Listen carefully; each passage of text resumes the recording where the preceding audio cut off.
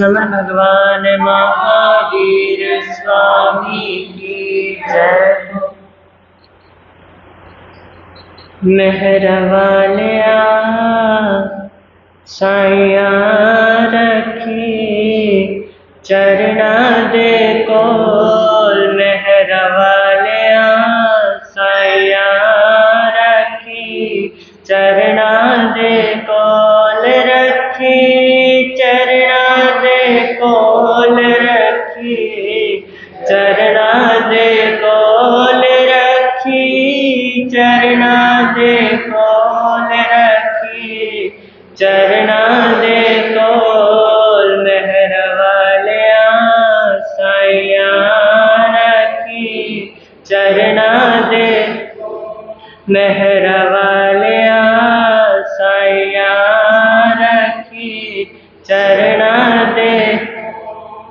श्रद्धा लेके द्वार तेरे ते संगता पीड़ा पाया। श्रद्धा लेके द्वार तेरे ते संगता भीड़ा पाया। भूल चुक सब दी माफ करी तो तेरी सरणी आया। भूल चुक सब दी माफ करी तो तेरी सरणी आया। तेरी सरणी आया रख ले चरना दे कोल। तेरी सरणी आया रख ले चरना दे कोल। मेहरा वालिया साइया रख ले चरना दे। एक मुट्ठी जे पा दे सानू की बिगड़ेगा तेरा। एक मुट्ठी जे पा दे सानू की बिगड़ेगा तेरा। सब तेरी बड़ाई कोई नाम न जाने मेरा। सब तेरी बड़ाई कोई नाम न जाने मेरा। नाम न जाने मेरा सानू देवी नारो। नाम न जाने मेरा सानू देवी नारो।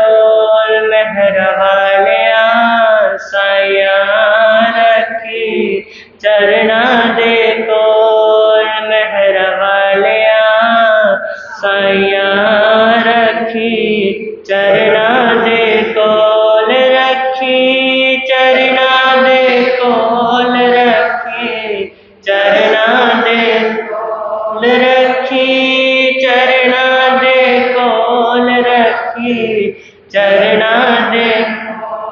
मेहरा वालिया साइया रखी चरना दे कोल। मेहरा वालिया साइया रखी चरना दे।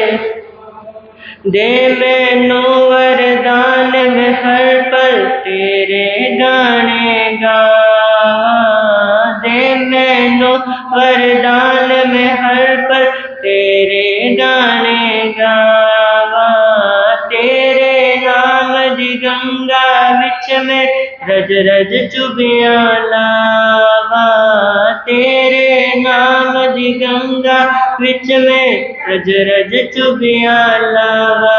रज रज चुबियां लावा मुखों जयकारा बोल। रज रज चुबियां लावा मुखों जयकारा बोल। मेहरा वालिया साइया रखी चरना दे कोल। मेहरा वालिया साइया रखी चरना दे कोल रखी चरना दे कोल रखी चरना दे कोल रखी चरना दे कोल रखी चरना दे कोल। मेहरा वालिया साइया रखी चरना दे कोल। मेहरा वालिया चरना देखो।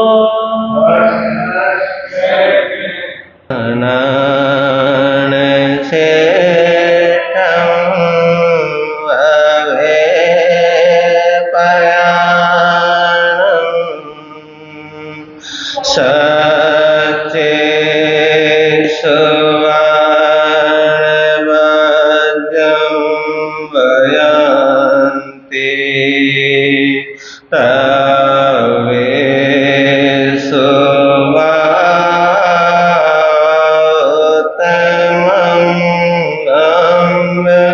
चेरं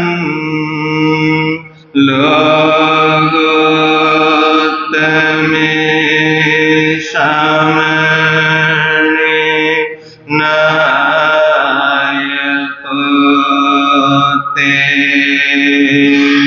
गुरु श्री राम देखो मेरा हो प्रणाम जिनका जग में ऊंचा नाम जिनका जग में ऊंचा नाम गुरु श्री प्रेम सुख जी को मेरा हो प्रणाम जिनका जग में ऊंचा नाम जिनका जग में ऊंचा नाम दीन के बंधु करुणा सिंधु जप लो शोभे और श्याम जिनका जग में ऊंचा नाम जिनका जग में ऊंचा नाम। सबसे पहले शासनपति शरमण भगवान महावीर स्वामी की सदाकाल जय हो विजय हो। ज्ञानियों की आचार्य सम्राट पूज्य श्री शिव मुनि जी महाराज साहब जिन शासन गौरव पूज्य गुरुदेव श्री राम कुमार जी महाराज साहब परम सेवा भावी पूज्य गुरुदेव श्री प्रेम सुख जी महाराज साहब महाशरमण पूज्य गुरुदेव श्री सतीश मुनि जी महाराज साहब संग रतन उपाध्याय प्रवर पूज्य गुरुदेव श्री रविंद्र मुनि जी महाराज साहब सर्वधर्म दिवाकर पूज्य गुरुदेव श्री रमणीक मुनि जी महाराज साहब इन सभी गुरु भगवंतों की सदाकाल जय हो विजय हो। पाठ पर विराजित हिमाचल रतन पूज्य गुरुदेव श्री जितेंद्र मुनि जी महाराज साहब के पावन चरणों में सशत वंदन। तेजस्वी मुनि जी उपस्थित धर्म प्रेमी बंधुओं तथा माता बहनों आपके समक्ष कुछ कहूँ उससे पहले गीत की एक लाइन हम सभी मिलकर बड़े प्यार और श्रद्धा के साथ गुनगुना लेते हैं। गीत प्रभु के गाए जा, गीत प्रभु के गाए जा, जीवन को सफल बनाए जा, जीवन को सफल बनाए जा, गीत प्रभु के गाए जा,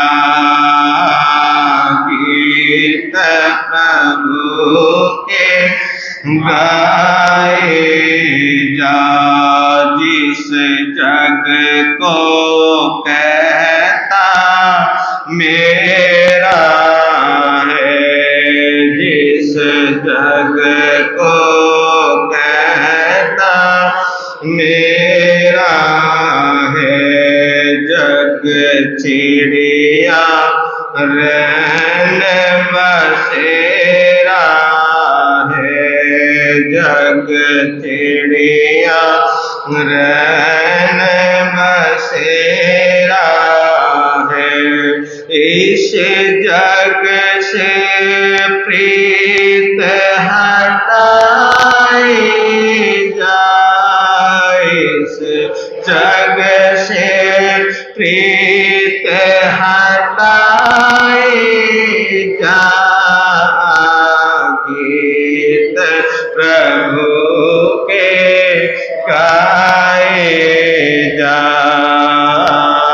गीत प्रभु के गाए जा। जग बनता और बिगड़ता। जग बनता और बिगड़ता है। कभी मिलता कभी बिछुड़ता है। कभी मिलता कभी बिछुड़ता है। तो मन को शुद्ध बनाएगा। तू मन को शुद्ध बनाएगा। गीत प्रभु के गाए जा। गीत प्रभु के गाए जा। जीवन को सफल बनाए जा। जीवन को सफल बनाए जा। गीत प्रभु के गाए जा। गीत प्रभु के गाए जा। जग बनता है जग बिछुड़ता है। कभी आना है और कभी जाना है।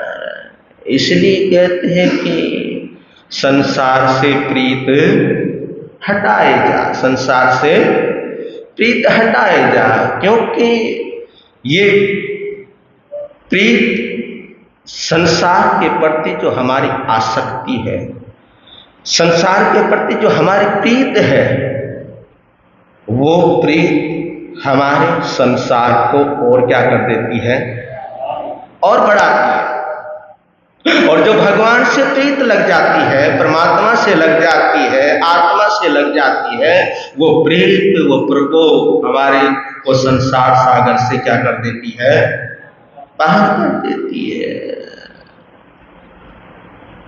इसलिए कहते हैं कि सोचिए समझिए, अपने आप को जानने का, अपने आप को पहचानने का प्रयास कीजिए। आपके समक्ष 10 धर्मों की चर्चा प्रारंभ की थी। बीच बीच में कोई ना कोई प्रोग्राम है या गले की वजह से नहीं बोल पाया, लेकिन कोई बात नहीं, है तो धर्म की ही चर्चा। क्या है तो धर्म की ही चर्चा। और जरूरी नहीं है कि इनको 10 दिनों के अंदर ही 10 दिनों के अंदर ही सुनाना, ऐसा कुछ नहीं है। तो उत्तम संयम धर्म, 2 दिन लगातार आपने उत्तम संयम धर्म के ऊपर चर्चा सुनी है। तो थोड़ी सी और आगे इसको बढ़ाते हैं कि उत्तम संयम धर्म क्या है, उत्तम संयम धर्म का महत्व क्या है, और संयम के द्वारा जीव को किस लाभ की किस लाभ की प्राप्ति होती है? तो कहते हैं कि एक बार जयंती श्राविका, नाम सुना होगा आपने, प्रभु महावीर की क्या है, श्राविका रही है, प्रभु महावीर की शिष्या रही है जयंती श्राविका। तो प्रभु के चरणों में जाती है, वंदन करती है, नमन करती है, नमस्कार करती है और कहती है कि हे भंते, एक जिज्ञासा है। क्या है? एक जिज्ञासा है और उस जिज्ञासा का समाधान आपके मुख से, आपके मुखारविंद से मैं चाहती हूं। तो कहा कि प्रभु, हे भंते, इस जीव का सोना अच्छा है या जागना अच्छा है? क्या पूछा? कि जीव का सोना अच्छा है या जागना अच्छा है? तो देखिए, भगवान महावीर स्वामी ने ये बात सुनी और उस बात को सुनकर भगवान महावीर कभी एकांतवादी नहीं बने। वो हमेशा अनेकांत पे क्या रहे? अनेकांत, एकांत और अनेकांत, ये दो शब्द है, एकांतवादी और अनेकांतवादी। तो भगवान ने कभी एकांतवादी की प्ररोपणा नहीं की, उन्होंने तो हमेशा अनेकांतवादी की क्या की है? प्ररोपणा की है, क्योंकि वो सर्वज्ञ थे, केवली थे, उनसे कुछ छिपा हुआ नहीं था। तो अनेकांतवाद के पक्षधर थे श्रीमद् भगवान महावीर स्वामी। तो अनेकांत है क्या? अनेकांत किसको कहते हैं? वस्तुतः विचारात्मक अहिंसा ही क्या है? अहिंसा ही अनेकांत है।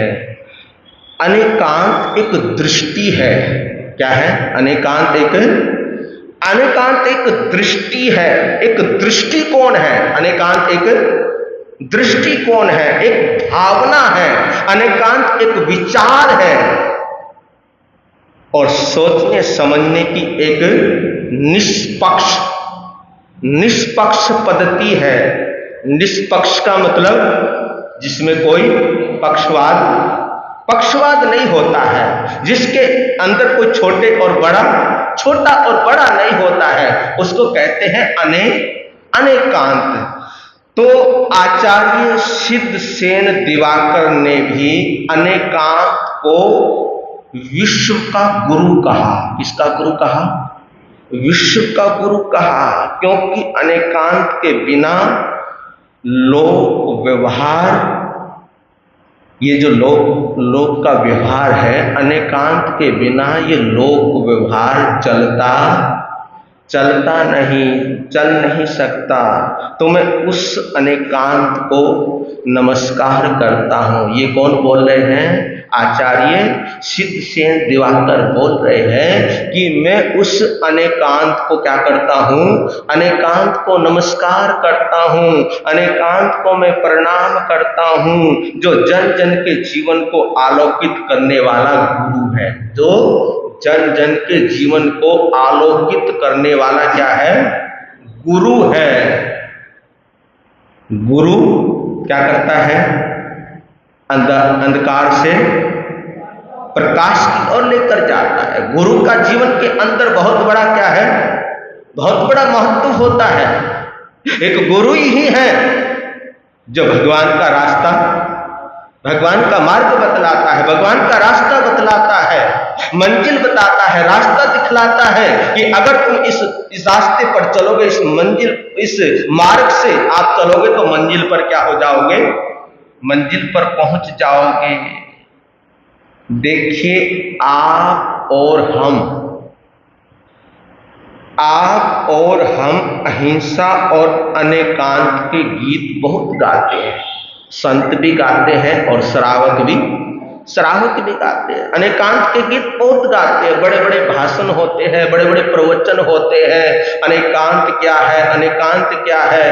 अनेकांत से क्या होता है? अनेकांत से क्या नहीं होता है? तो ये बड़े बड़े लंबे चौड़े हम गीत गाते हैं, भाषण देते हैं, किंतु क्या अभी कभी आपने समझने का या हम साधकों ने समझने का कभी प्रयास किया कि अनेकांत हमारे को क्या कहता है, अनेकांत से हमारे को क्या शिक्षा मिलती है, अनेकांत से हमारे को क्या प्रेरणा मिलती है कि आपके व्यक्तिगत और सामाजिक, आपके व्यक्तिगत और सामाजिक जीवन में अहिंसा कितनी है। ये सोचने वाला बिंदु है कि हमारे जीवन के अंदर, आपके सामाजिक के अंदर, हमारे अंदर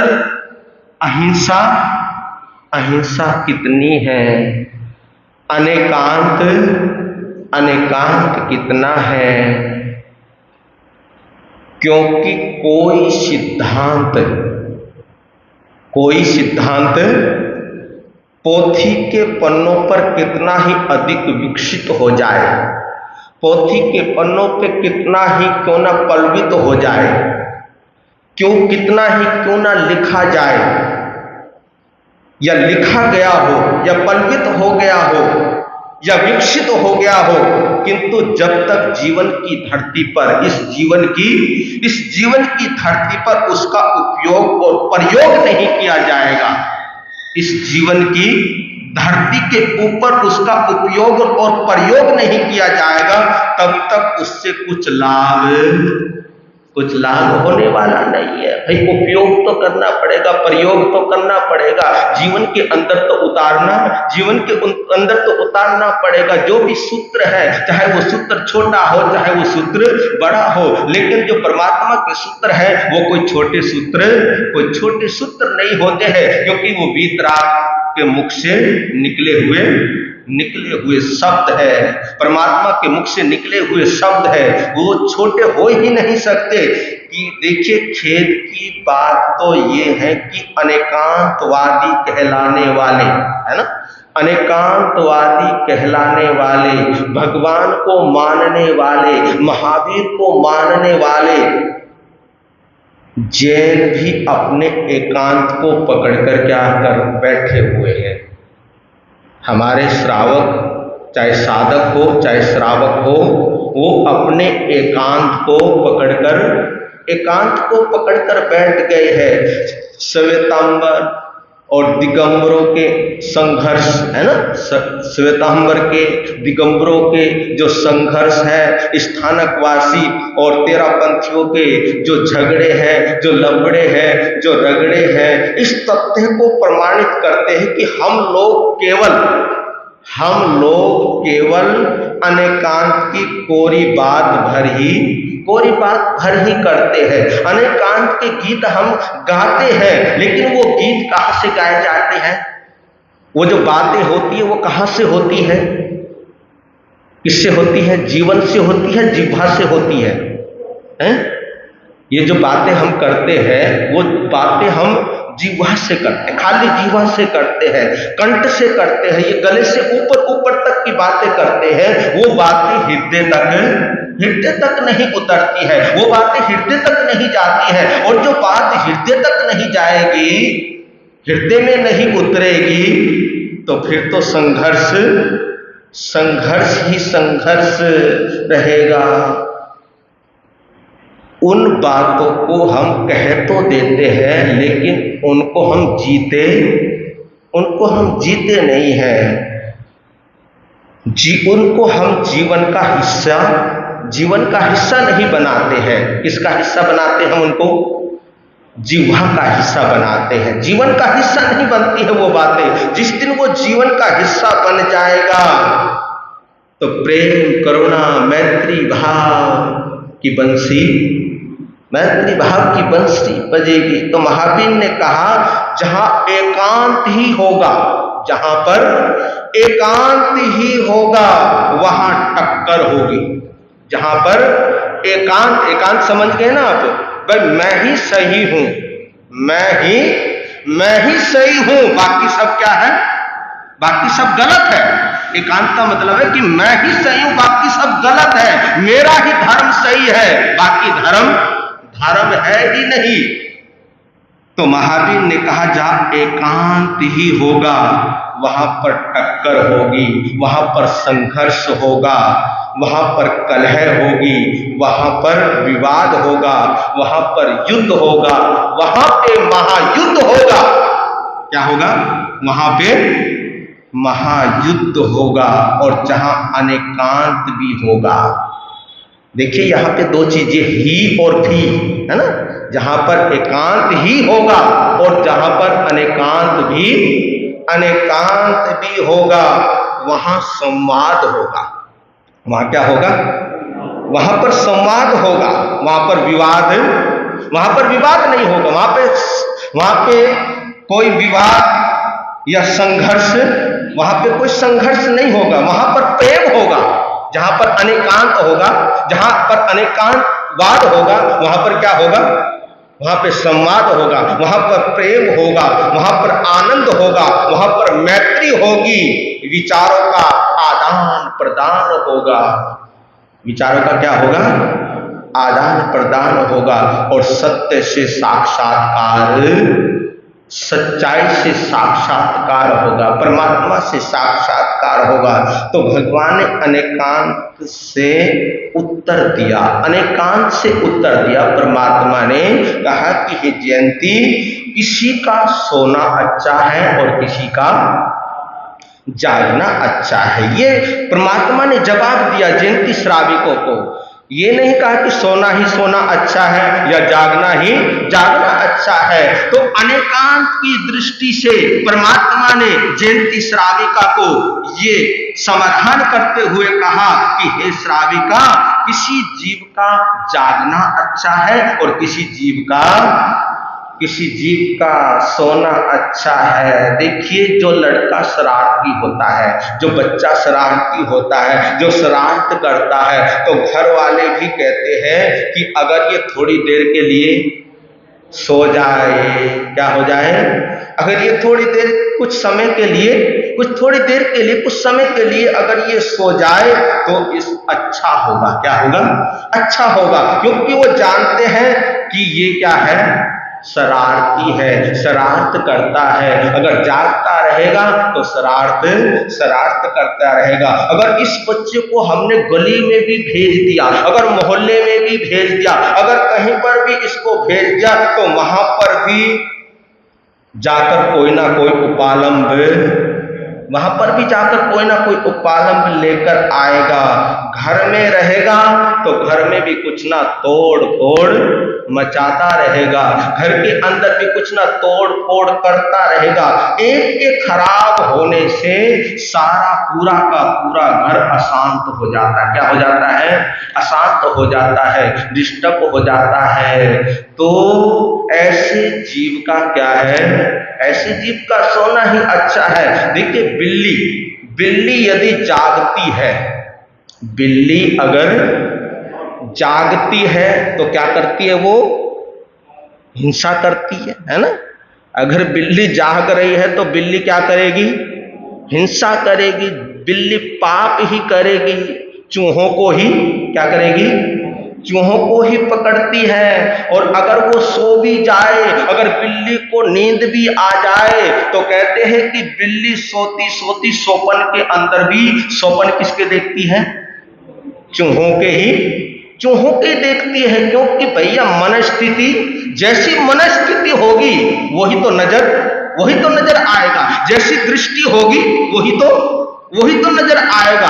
अच्छी दृष्टि होगी तो अच्छा ही नजर आता है, और अगर दृष्टि के अंदर खोट है तो अवगुण ही नजर आते हैं। और जिसकी दृष्टि सम्यक दृष्टि होती है उसको गुण ही गुण नजर आते हैं। तो बिल्ली अगर सो जाती है तो सोपन में भी चूहों के ही क्या देखती है? वो सोपन देखती है। तो हिंसक प्राणी जब जागता है, जो हिंसा करता है, जो पाप करता है, जो झूठ बोलता है, जो चोरी करता है, जो लड़ता है, जो लड़ाता है, जो तोड़ता है, समाज को भिड़ाता है या घर परिवार को भिड़ाता है या आपस में फूट डालता है, तो ऐसे व्यक्ति का सोना सोना ही अच्छा है। तो हिंसक व्यक्ति जब जागता है तभी हिंसा करने लग जाता है, तभी पाप करने लग जाता है। देखिए जब शेर सोता है ना, जंगल का राजा कौन है? जंगल का राजा शेर है और महारानी कौन है? शेर की घरवाली कौन है? शेरनी है ना। जब शेर होगा तो शेरनी भी होगी। तो जंगल का राजा शेर जब सोता है तब जंगल के सभी प्राणी खुश हो जाते हैं। जंगल में रहने वाले प्राणी क्या हो जाते हैं? खुश हो जाते हैं, प्रसन्न हो जाते हैं। क्यों प्रसन्न हो जाते हैं? क्यों खुश होते हैं? वो हिंसा करने वाला, हमारे को सताने वाला, हमारे को मारने वाला क्या है? सोया हुआ है। तो जब शेर सो जाता है तो जो प्राणी हैं वो सारे के सारे प्राणी खुश हो जाते हैं। और जब शेर जागता है, जंगल में घूमता है, जंगल के अंदर इधर उधर चक्कर लगाना शुरू कर देता है, तब जंगल के सभी प्राणी क्या हो जाते हैं? भयभीत हो जाते हैं, डर जाते हैं, दुखी हो जाते हैं, परेशान हो जाते हैं। तो हिंसा से दुख मिलता है। हिंसा से क्या मिलता है? हिंसा करने से, पाप करने से आदमी को, चाहे वो कोई भी प्राणी क्यों ना हो, कोई भी कैसा भी जीव क्यों ना हो, हिंसा करने से, पाप करने से जीवन के अंदर क्या मिलता है? दुख मिलता है। सुख शांति तो अहिंसा से ही मिला करती है। एक अन्यायी बादशाह ने एक फकीर से पूछा, एक फकीर से कहा कि मेरे लिए सबसे अच्छी प्रार्थना, मेरे लिए सबसे अच्छी इबादत कौन सी रहेगी? क्या पूछा? एक फकीर से एक अन्यायी बादशाह ने ये पूछा कि मेरे लिए सबसे अच्छी इबादत, प्रार्थना कौन सी रहेगी जिसमें मुझे ज्यादा से ज्यादा क्या मिले? शांति मिले, सुख मिले, है ना। हर कोई चाहता है, हर कोई क्या चाहता है? हर कोई सुख चाहता है, हर कोई शांति चाहता है। तो कहा कि मेरे को ज्यादा से ज्यादा जिसमें क्या मिले? सुख मिले, शांति मिले, आनंद की प्राप्ति हो, ऐसी कोई प्रार्थना बतलाओ, ऐसी कोई इबादत बतलाओ जिसको करने से मैं क्या हो जाऊं? मैं सुखी हो जाऊं। तो फकीर ने कहा बादशाह को कि तुम ज्यादा से ज्यादा सोया करो। क्या करो? तुम ज्यादा से ज्यादा सोया करो। तुम्हारे लिए ये सबसे अच्छी क्या है? ये तुम्हारे लिए सबसे अच्छी प्रार्थना, ये तुम्हारे लिए सबसे अच्छी इबादत है। फकीर क्या कह रहा है राजा को कि तुम सोया करो। बादशाह ने कहा कि ऐसा क्यों, इसलिए? तो फकीर ने कहा कि जितनी देर तुम सोए रहोगे, जितनी देर तुम सोए रहोगे, उतनी देर लोग तुम्हारे जुल्म से बचे रहेंगे और तब तुम्हें कुछ जीवन के अंदर शांति प्राप्ति होगी। तो कहते हैं कि जो हिंसक है, जो जुल्म करते हैं, ऐसे जीवों का सोना अच्छा है। इसलिए कहते हैं कि हे मनुष्य, तुम जागते रहो। क्या बोला? मनुष्यों के लिए कि तुम जागते रहो, क्योंकि जागने वालों की बुद्धि जागृत रहती है। जागने वालों की बुद्धि जागृत रहती है और जागृत बुद्धि जीवन का विकास करती। अगर बुद्धि जागृत है, अगर हमारे अंदर समझ है, अगर हमारे अंदर विवेक है, अगर हम जागे हुए हैं, बुद्धि से जागे हुए हैं, प्रज्ञा से जागे हुए हैं, तो वो बुद्धि हमारे जीवन का क्या करती है? फिर जीवन का विकास करती है। मगर कब करती है जीवन का विकास? कब आता है जीवन के अंदर परिवर्तन? कब होता है जीवन का विकास? कहा कि जब जागने का उद्देश्य पवित्र हो। जब जागने का उद्देश्य क्या हो? जब जागने का उद्देश्य हमारा अच्छा हो, हमारा पवित्र हो, हमारा दृष्टिकोण अच्छा हो और धर्ममय हो। जागने का उद्देश्य पवित्र हो और धर्ममय हो।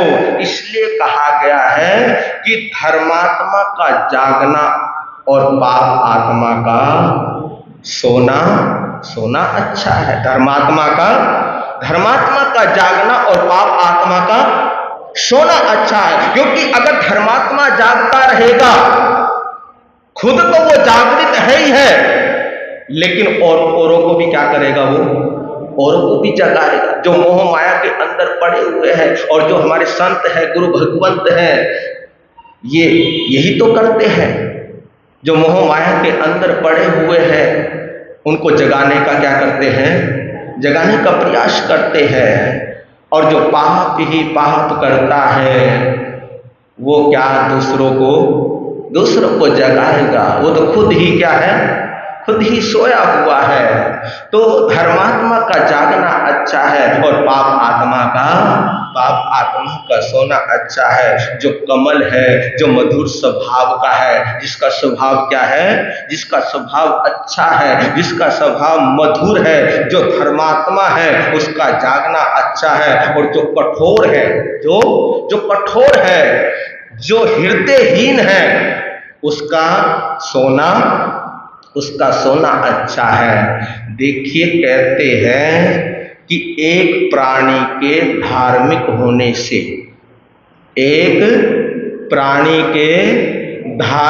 होने से तीनों लोकों में शांति हो जाती है। कितने लोकों में? अगर कोई प्राणी जीव धार्मिक है तो उसके आने से तीनों लोकों में क्या हो जाती है? शांति हो जाती है। जैसे तीर्थंकरों का जन्म होता है तो आपने सुना है ना, शांति हो जाती है। नरक में भी एक बार तो क्या हो जाती है? शांति हो जाती है। तो जो धार्मिक होते हैं, धार्मिक के जन्म होने से तीनों लोगों के अंदर शांति की उपलब्धि होती है। हिंसक से सभी प्राणी क्या होते हैं? जो हिंसक होते हैं, जो हिंसा करते हैं, जो पाप करते हैं, ऐसे हिंसक से प्राणी से सभी जीव क्या होते हैं? डरते हैं। सभी जीव भयभीत होते हैं। किंतु धार्मिक व्यक्ति से उन्हें कोई भय नहीं होता, उन्हें कोई डर नहीं होता। और ये तो आपने भी देखा होगा, आप किसी पशु पक्षी को कुछ दाना डालते हो, डालते दाना है, पहले तो वो आपसे दूर थे, लेकिन धीरे धीरे वो आपके नजदीक आना प्रारंभ हो जाते हैं। क्योंकि उनको पता है कि इस व्यक्ति से मेरे को कोई भय नहीं है, मेरे को कोई डर नहीं है। ये धार्मिक व्यक्ति है। ये क्या है? ये धार्मिक व्यक्ति है। तो धार्मिक व्यक्ति से उन्हें कोई भय, उन्हें कोई डर नहीं रहता। सर्वत्र प्रेम प्यार का वातावरण बना रहता है। और हिंसक व्यक्ति से सभी क्या होते हैं? सभी डरते हैं। तो परमात्मा ने कहा जयंती श्राविका को कि हे श्राविका, जो हिंसा पाप करते हैं, ऐसे जीव का सोना अच्छा है। और जो धर्म करते हैं, जो धर्म की प्रभावना करते हैं, जो मैत्री की प्रभावना करते हैं, जिनके अंदर दया है, करुणा है, जो सभी को साथ में लेकर चलते हैं, जो धर्म की प्ररोपणा करते हैं, ऐसे जीवों का जागना अच्छा है। और कहा कि प्रभु, चलना अच्छा है या रुकना अच्छा है? फिर पूछा कि प्रभु, चलना है ना, गति, चलना अच्छा या रुकना अच्छा है? तो फिर प्रभु ने वही अनेकांत की दृष्टि से जवाब दिया। कहा कि हे श्राविका, चलना भी अच्छा है और रुकना भी अच्छा है। कहा कि चलना किसमें अच्छा? तो प्रभु ने कहा कि संयम में चलना। किसमें चलना? संयम के पथ पर चलना, वितराग पथ पर चलना, अच्छे मार्ग पर चलना, सच्चे मार्ग पर चलना, धर्म के मार्ग पर चलना क्या है? अच्छा है। और असंयम में रुकना अच्छा है, क्योंकि संयम के मार्ग पर चलोगे तो जीवन सुंदर बन जाएगा, और अगर असंयम के मार्ग पर चलोगे तो जीवन क्या हो जाएगा? जीवन बिगड़ जाएगा। तो फिर कहा कि प्रभु बचाव अच्छा है या लगाव अच्छा है? क्या पूछा? बचाव अच्छा है या लगाव अच्छा है? तो फिर प्रभु ने कहा कि बचाव भी अच्छा है और लगाव भी अच्छा है। किससे बचाव अच्छा है? तो प्रभु ने कहा कि काम विकारों से। किससे? काम विकारों से बचाव अच्छा है, क्योंकि जितने हमारे अंदर, हमारे जीवन के अंदर काम विकार वासना जितनी हमारे जीवन के अंदर आएगी, उतने ही हमारी आत्मा नीचे नीचे गिरती चली जाएगी। तो काम विकारों से बचना अच्छा है, बचाव अच्छा है। और लगाव किससे अच्छा है? गुरुजनों से, सत्य कर्मों से, अच्छे कर्मों से, अच्छे मार्ग से, सच्चे मार्ग से। जो गुरुजनों से लगाव रखता है, सत्कार्यों से लगाव रखता है, तो उसका जीवन सुंदर बन जाता है। फिर कहा कि भरना अच्छा है या खाली करना अच्छा है? भरना अच्छा है या खाली करना अच्छा है? तो प्रभु ने कहा कि भरना भी अच्छा है और खाली करना भी अच्छा है। भरना किससे अच्छा है? दान, शील, तप, भावना। भरना किससे है? दान, शील, तप, भावना से। क्योंकि ये एक ऐसी चीज है, दान, शील, तप, भावना, ये जीवन को सुंदर बनाती है, जीवन को पवित्र बनाती है और मोक्ष की मुक्ति दिलवाती है। तो दान, शील, तप, भावना से जितने हम भरे रहेंगे, दान, शील, तप, भावना जितनी हमारी शुद्ध रहेगी, पवित्र रहेगी, उतना ही हमारे जीवन का उत्थान होगा। और खाली किससे रहना है? आर्त ध्यान, रौद्र ध्यान, है ना? ये आर्त ध्यान, रौद्र ध्यान, है ना? 4 प्रकार के ध्यान बतलाए ना, धर्म ध्यान, आर्त ध्यान, रौद्र ध्यान, धर्म ध्यान और शुक्ल ध्यान। तो आर्त ध्यान नहीं करना, रौद्र ध्यान नहीं करना, क्योंकि आर्त ध्यान संसारी करते हैं, रौद्र ध्यान संसारी करते हैं। और जिन्होंने संसारिक से जिनकी आसक्ति हट गई है, जिन्होंने अपनी आसक्ति को हटा लिया है, जिन्होंने संसार को समझ लिया है, तो वो आर्त ध्यान और रौद्र ध्यान को भी समझ लेता है। तो ये आर्त ध्यान, रौद्र ध्यान हमारे संसार को विस्तार करते हैं, धर्म ध्यान और शुक्ल ध्यान हमारे संसार को सीमित करते हैं। फिर कहा कि प्रभु बोलना अच्छा है या मौन रहना अच्छा है?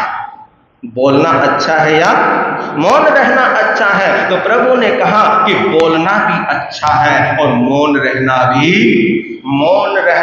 अच्छा है। बोलना हित मित परिमित, बोलना क्या? हित मित परिमित शब्द बोलना वो अच्छा है, जो हितकारी शब्द बोलता है, जो हित के लिए बोलता है, जो मीठे बोल बोलता है, जो सीमित बोल बोलता है, उसका बोलना क्या है? उसका बोलना अच्छा है। और मौन रहना, जहां पर निंदा की बात हो, जहां पर विकथा की बात हो, तो हमारे को जहां निंदा का प्रसंग आए, तो वहां पर हमारे को क्या होना चाहिए? हमारे को मौन होना जाना चाहिए। और कभी शास्त्रों के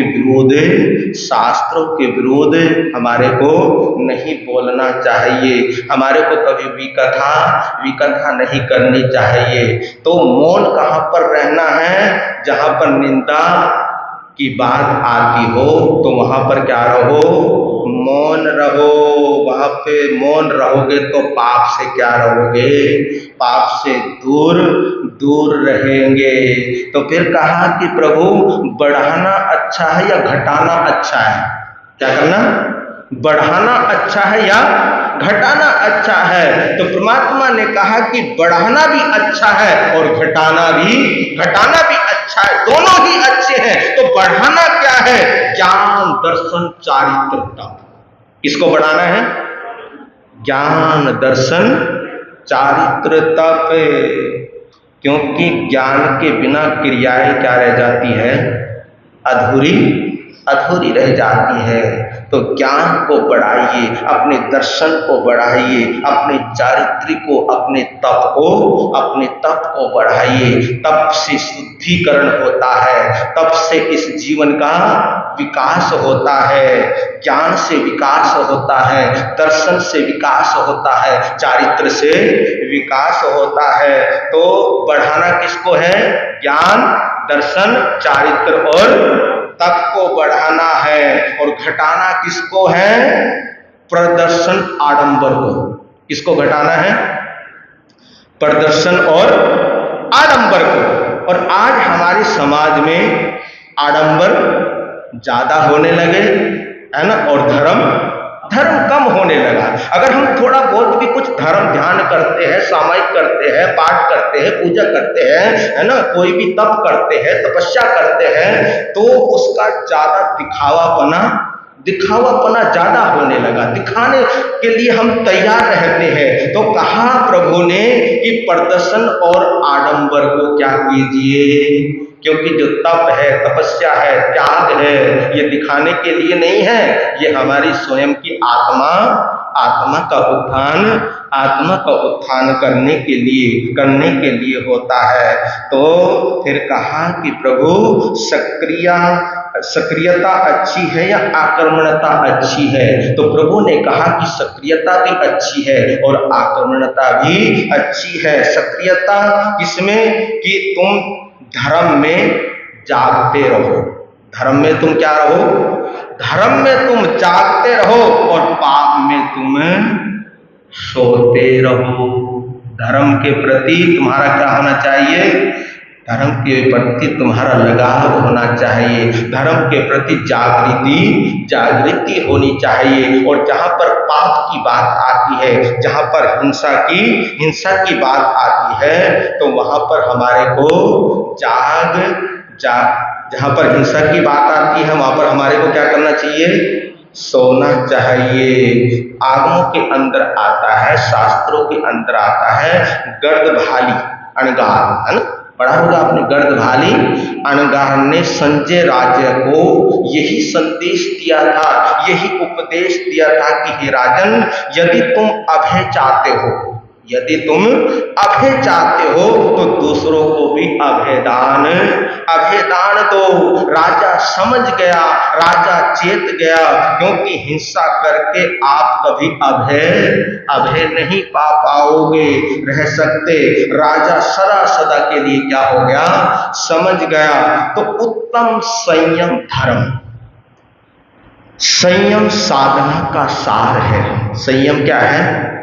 संयम साधना का सार है। संयम मोक्ष का द्वार है। संयम मोक्ष मार्ग का प्रथम सोपान है। या यूं कहूं कि संसार की यातनाओं से मुक्त होने का नाम ही क्या है? संयम है। तो संयम धर्म हमारे जीवन के अंदर आए, ये मंगल कामनाएं हैं, मंगल भावनाएं हैं। जो गम किसी को हमने दिए, वो गम तो हमको लेने पड़ेंगे, ले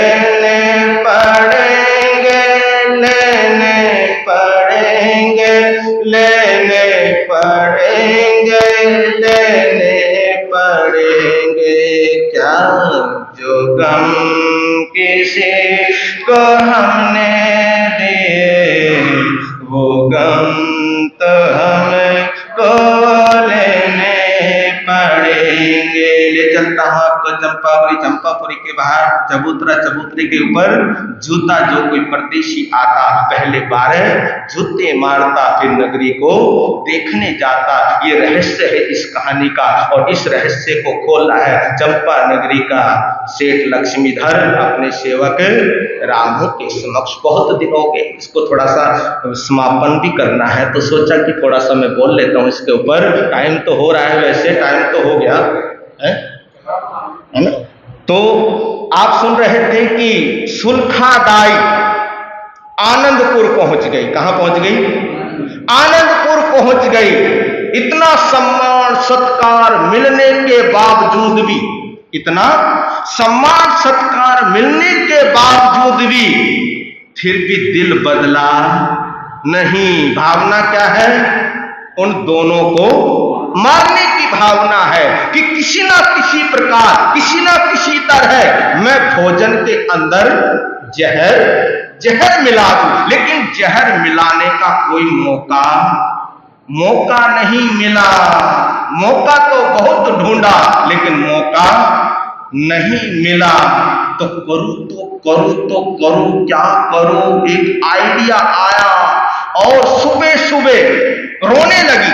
सुबह सुबह रोने लगी, चिल्लाने लगी। जब रो रही थी, चिल्ला रही थी, तो गोविंद सिंह और चंपकलता दोनों दौड़कर आए। कहा कि बुआ क्या हुआ? कहा कि क्या बताऊं बेटा, आंखों में बहुत दर्द है। आंखों में क्या है? आंखों में बहुत दर्द है। गोविंद सिंह ने दोनों आंखें देखी तो आंखें क्या है? लाल हुई पड़ी है। पता नहीं क्या डाला आंखों के अंदर, लाल हुई है। कहा कि बुआ ये कैसे हुआ? कहा कि बेटा पता नहीं क्या हुआ, अचानक आंखों में क्या हुआ, दर्द हो गया। तो बुआ आपको इसकी कोई दवाई तो मालूम होगा, दवाई तो पता होगा, तुम बताओ मैं अभी दवाई लेकर आता हूं। ना बेटा इसकी दवाई तो है, लेकिन वहां जाने में क्या है? वहां जाने में खतरा है, बहुत खतरा है। ना बेटा बिल्कुल नहीं। कहा कि बुआ तू एक बार कहे तो, एक बार बोल तो। कहा कि बेटा अगर कहीं से शेरनी का दूध मिल जाए। किसका? शेरनी का दूध मिल जाए और गरुड़ की बीट मिल जाए। शेरनी का दूध और गरुड़ की बीट मिल जाए, उन दोनों को मिलाकर अगर उस लेपन बनाया जाए और वो लेपन आंखों में लगाया जाए तो मेरी आंख क्या हो जाएगी? ठीक हो जाएगी। लेकिन बेटा नहीं, तुम्हारे को वहां नहीं जाना, क्योंकि कोई हंसी मजाक नहीं है शेरनी के हाथ लगाना। कहा कि बुआ बस मैं अभी गया और अभी आया। ना बेटा बिल्कुल नहीं। अंदर से तो सोच रही कि जाए, किसी ना किसी तरह जाए, लेकिन ऊपर से कह रही कि नहीं बेटा तुम्हारे को वहां क्या है, तुम्हारे को खतरा है, नहीं जाना। कहा कि नहीं बुआ अभी इन बाजू में क्या है? इन बाजुओं में दम है। तो कहते हैं कि गोविंद सिंह ने घोड़ा लिया और घोड़े पर बैठा और घोड़ा दौड़ने लगा। जब घोड़ा दूर निकल गया तो सुलखादाई सोचने लगी कि अब तो गया, अब ये वापस नहीं आएगा और मैं आनंदपुर की सामग्री, आनंदपुर की क्या बन जाऊंगी? महारानी बन जाऊंगी। सपने देख रही है, सपने। और देखिए कमाल की बात है, जिसके जीवन के अंदर किसी को बचाने की भावना होती है ना, परोपकार की भावना होती है जिसके अंदर, तो उसको रास्ता अपने आप ही मिलता चला जाता है। गोविंद सिंह जंगल में पहुंचा और जंगल में पहुंचकर क्या देखा कि एक शेरनी, अभी उस शेरनी ने 2 बच्चों को जन्म दिया, बैठी हुई है। लेकिन एक गैंडा उसकी मजबूरी का फायदा उठाने के लिए, उसको मारने के लिए, शेरनी को मारने के लिए, क्योंकि शेरनी कमजोर हो गई थी, चलती थी फिर बैठ जाती थी, छोटे छोटे बच्चे थे, तो उसकी मजबूरी का फायदा उठाने के लिए गैंडा उसको मारने के लिए, शेरनी को मारने के लिए दौड़ता। उधर से नजर पड़ी, किसकी? गोविंद सिंह की नजर पड़ी। एकदम देखा और एकदम अपना तीर छोड़ दिया, और तीर ऐसी जगह छोड़ा कि गैंडे को भी कोई नुकसान ज्यादा ना हो।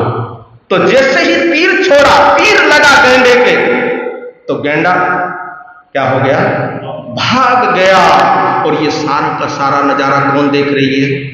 वो शेरनी देख रही है। शेरनी ने देखा कि कोई है जिन्होंने मेरे को और मेरे बच्चों को बचाया है, कोई है, देख लिया। राजा गोविंद सिंह आया पास में, कहा कि हे महारानी, जंगल की महारानी, तुझे प्रणाम हो।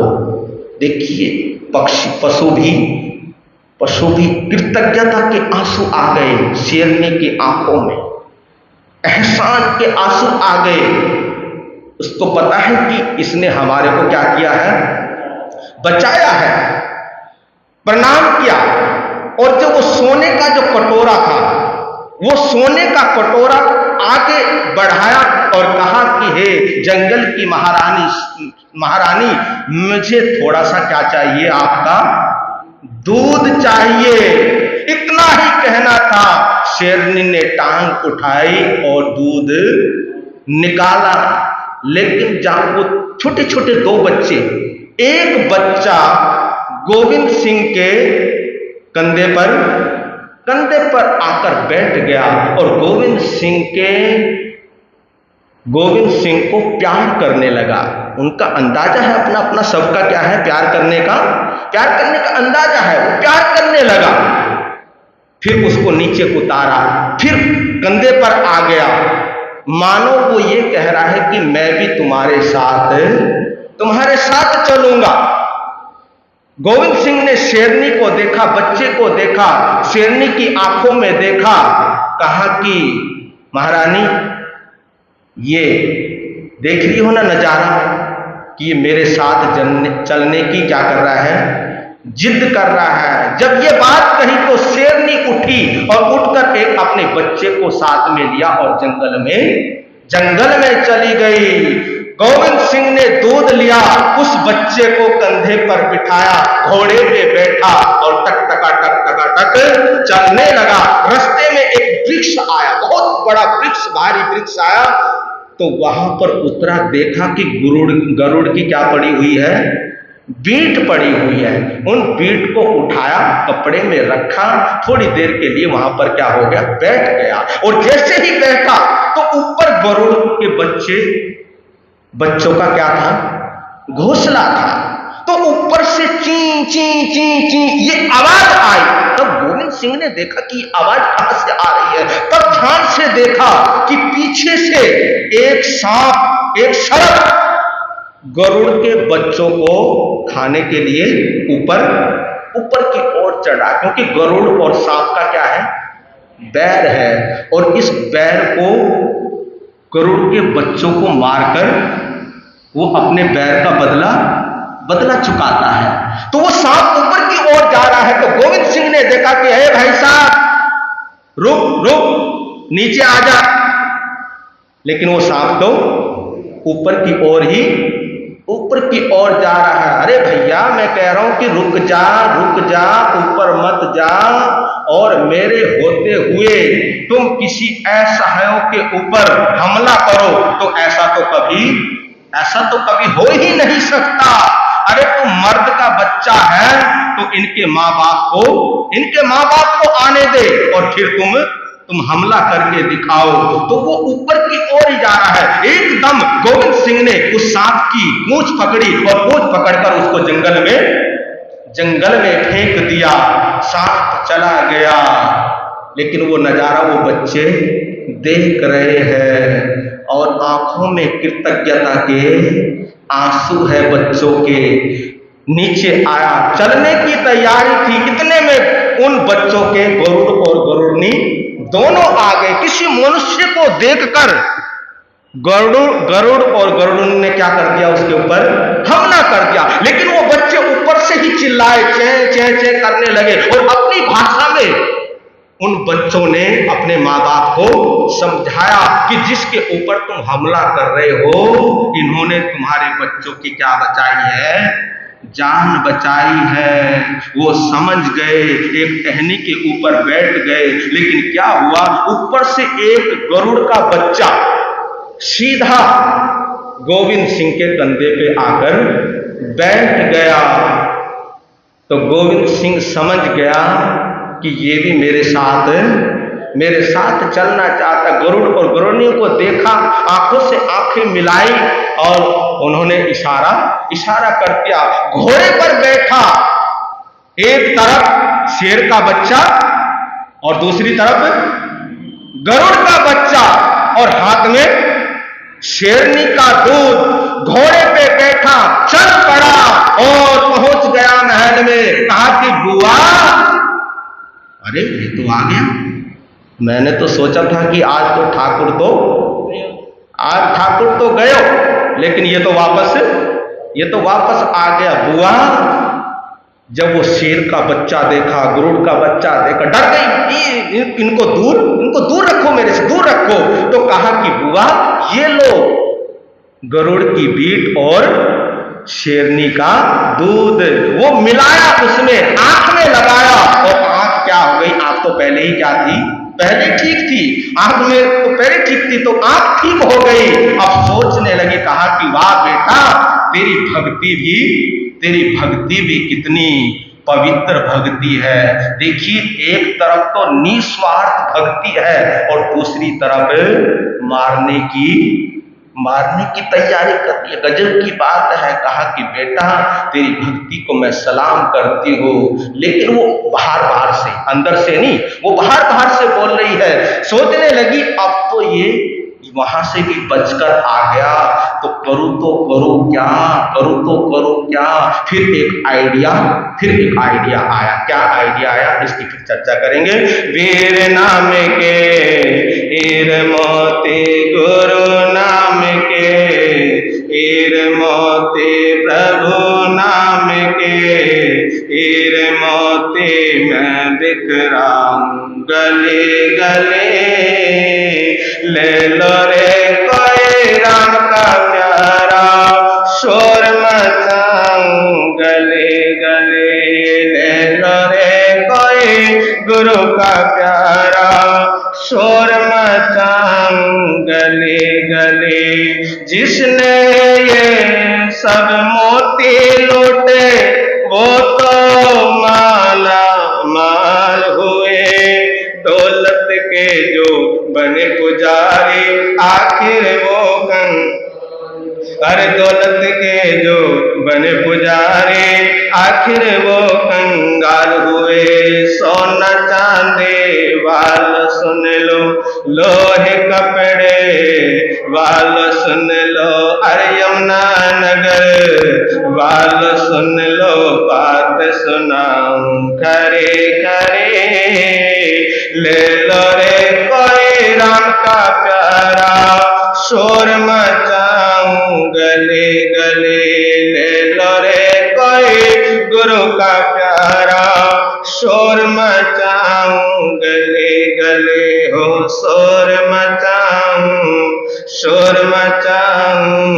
शोर मचाऊं गले